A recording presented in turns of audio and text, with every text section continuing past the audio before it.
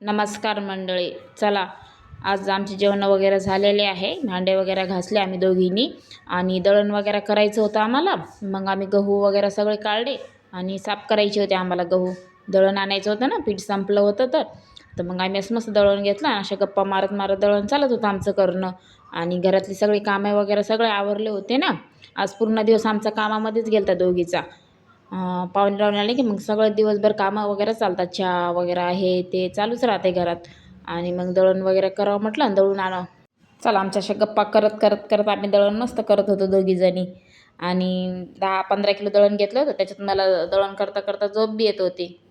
चला, मग आमचं दळण वगैरे झालं होतं. संध्याकाळी स्वयंपाक करायचं नव्हतं आम्हाला. आज आमच्या इथं घरी पिझ्झा पार्टी होती. चला, आमच्या इथे पिझ्झा पार्टी होती. मग बाहेरूनच पार्सल वगैरे मागवलं होतं माझ्या दिरानी. आणि म्हटलं चला, मग आता पिझ्झा पार्टी म्हटलं आज संध्याकाळी स्वयंपाकाला सुट्टी आहे म्हटलं. मग आम्ही खूप साहित्य मागवलं होतं. पिझ्झा, नूडल्स आणि मंचुरियन आणि मोमोज वगैरे असं काही आज मागितलं होतं. म्हटलं मग चला, मग आता एवढं सारं खायसाठी असल्यावर मग जेवण कोण करणार आहे संध्याकाळी. मग संध्याकाळी मग स्वयंपाकाला सुट्टी म्हटलं. मग सगळ्यांनी आम्ही मस्त असं एन्जॉय केला. पिझ्झा पार्टी वगैरे केली. आणि चला, मग आमचं असं चाललं होतं मस्त शूटिंग करणं. माझा दीर शूटिंग वगैरे करत होता पिझ्झा पार्टीची. चला, मग पिझ्झा पार्टीत मस्त एन्जॉय वगैरे चालत होता. आणि लेकरं वगैरे खाऊन ते बोर झाले होते. ते बाहेर जाऊन बसले होते लेकरं. त्यांना खाऊ वाटत नव्हतं ना. फक्त ते सांगतात हे खायचं ते खायचं आणि आणलं तर काहीच खात नाहीत. मग लेकरं जाऊन बसले होते बाहेर. मग आम्ही सगळ्यांनी मस्त एन्जॉय केला.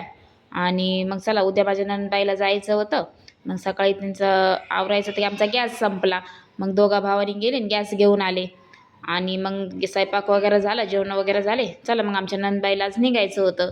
मग त्या सकाळी आवरलं वगैरे निघल्या होत्या. कसा वाटला आजचा ब्लॉग नक्कीच कमेंट करून सांगा. भेटूया पुढच्या ब्लॉगमध्ये. बाय.